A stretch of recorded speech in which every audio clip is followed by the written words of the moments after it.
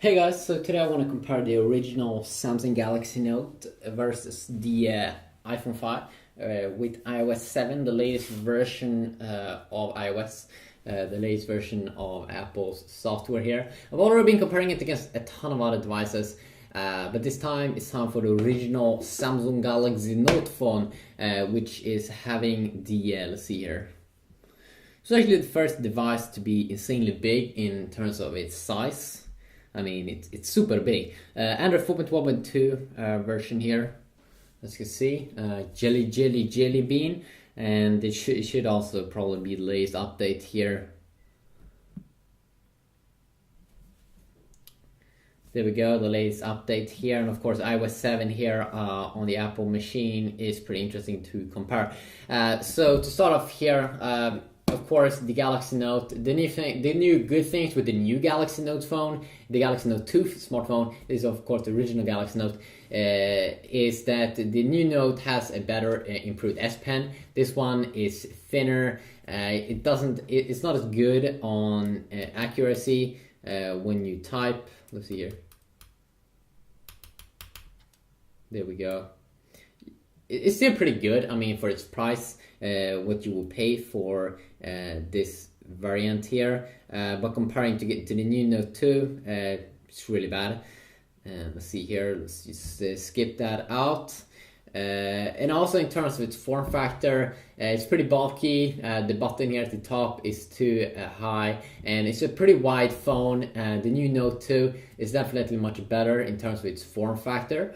But still, it's a veteran, and it's a cool old boy here, which can still be pretty decent here with its dual-core processor, 1.4 gigahertz clocked. I think a little bit higher than the S2. I mean, it's basically like a big S2 with a little bit better specs. Especially the camera, I'm pretty sure it's way better. So if you start off here on the lock screen, you can see that you can have quick access here to some apps that you can quickly launch, and then you have the clock here. Same here, you have the clock here. You don't have any quick access to some apps or quick access to your own apps here in iOS 7, but you have quick access to the camera, so that's at least one way here. Let's see. There we go. You can do one swipe up. Of course, all the apps has been updated as well. All the apps has been updated, like the camera app, the Safari browser, the square mode here when you take pictures is the mode. I think it's like the Instagram mode. The panorama mode, which of course is pretty obvious what it is. Take a long picture. You can see that you can enable HDR here just by simple tap. But Apple still likes to keep it very, very simple. Also, what Apple have enabled here in iOS 7 is that you can, first of all, you slide over here to unlock like that. Nothing happens when you slide to right side. But if you slide from the bottom side here, you get something that's pretty cool. Finally, some toggles inside of iOS 7. So you can see here some quick toggles for Wi-Fi, airplane mode, Bluetooth, do not disturb mode when you don't want to get any calls or anything, screen rotation mode, a brightness slider. All of these small things that you've been having in Android for a long time, finally that's well in iOS. If you want to access it here, of course, on the Galaxy Note 2, no, Galaxy Note, not the Galaxy Note 2. Sorry, I'm so used to using the Galaxy Note 2. But if you want to control these on the Galaxy Note, of course, you can just do one swipe from the top side, where you can see all your notifications, your brightness slider here, and then also you can see this music player that you see in the control center that Apple seems to be calling it. You can see music player here. This is the music player that will pop up when you play music on the Galaxy Note. And then also you have some quick access to some apps here, like the alarm and let's see, the light here that people usually download a lot. And then also you do have quick access to the calculator here if you do want to do any quick calculations. And then also the camera. So that is how the lock screen is on both two devices. You probably have some more options there. It depends. If you want to have some apps that you always can quickly launch, then of course Android is better. But if you don't need that, if you just need the camera and that control center that you can access both when you are on the lock screen and not when you're on lock screen. You can also disable it if you don't want to have people to get access to that in the lock screen mode. Notifications, I think that you will still see all your notifications in iOS 7 up here when you swipe down. You can see I have the calendar here. So this is the notification center. So you see the calendar. You can go from today, all missed. I assume that you will see notifications there somewhere. I did remove the stocks. You can also customize that fully in the settings area. If you go to notification center here, you can here if you want to have access to that on the lock screen. If you want to include these things here, you can definitely do so. Let's see, photos, alert style. You can customize the kind of the alert, how it should look like when it pop up. So of course that is pretty cool. Still with the new iOS 7 here, the main difference between these two devices is that, I mean, on the home screens is that you have way more customizations options here in the Galaxy Note, where you can both have widgets. As you can see, I have a weather widget here and also a search widget, and then also can have my normal apps. You can have also, you can see here my cool widget here for my S Pen, that Samsung is calling it. I have a cool list here of things I can do with it. I have a cool calendar that I could already have over here. I don't even have to load up an app, and that is one of the powerful things here with Android, that you have that freedom there. And especially if you do like to change every single icon and everything, you can definitely do so. Add different launchers and stuff, where Apple likes to keep it a little bit simple. They're saying this is what you should like, this is what you should use. So you can see that they've updated every single icon and kind of the theme that they have, more like a black and white theme. Just look at this, the camera app, or not camera, but the call app.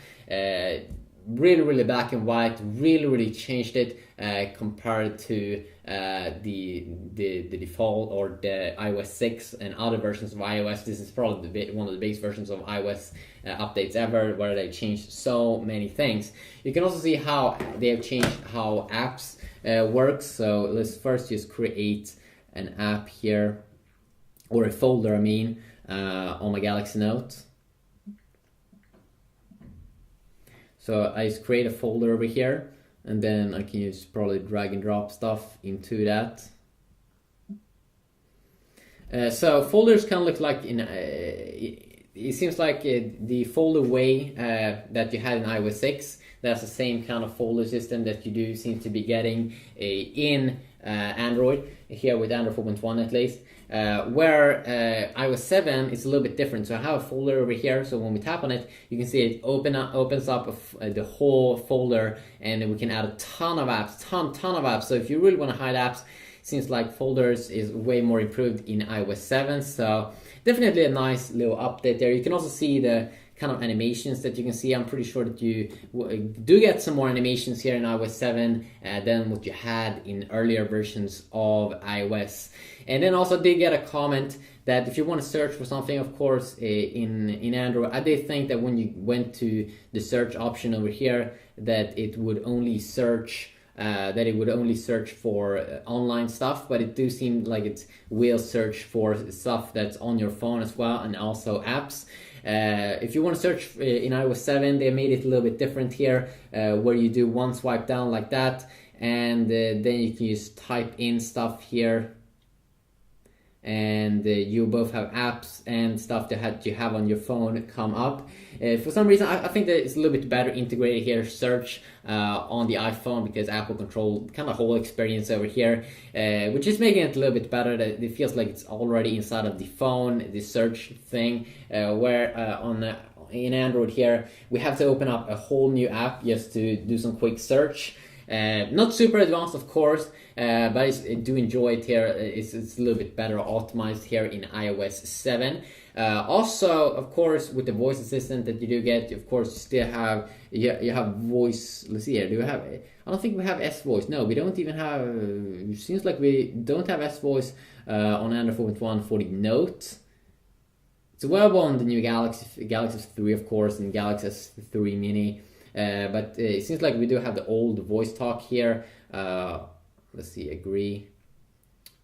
Seems like we have used the old voice talk, skip, and the old voice talk here in Android on the Galaxy Note. Well, of course, with newer Galaxy devices, you do get S voice, which is Samsung's own kind of Siri, and Siri of course is Apple's voice assistant that they've been using for some time now. But you can see you kind of can do everything here, but it's not as personal of course as voice or Siri, which is even more personal here, but you can definitely do some voice assistant there. I do use Samsung's S Voice when I want to set the alarm. I used to say set the alarm for 6 p.m. or something, and it always works. And of course it always works with Siri as well. Yeah, so if you want to launch up Siri here on the iPhone, you just hold in set alarm at 8 p.m. I set an alarm for 20. So as you can see, very, very simple. You can also see the beautiful transition effects there that they've updated that. Let's just disable that, and that's pretty cool that you don't even have to open an app just to disable it again. Extremely useful, extremely nice. Of course, you can just launch apps also, I think, with it.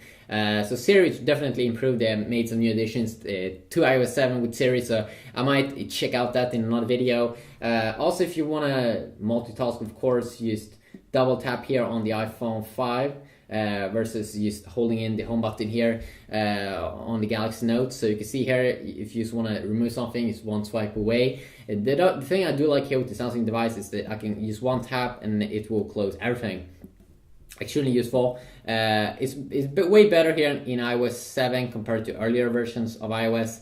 Whenever with these small dots, now it's a little bit more interactive here in the middle of the screen, but you still don't have that option to remove every single app with one swipe.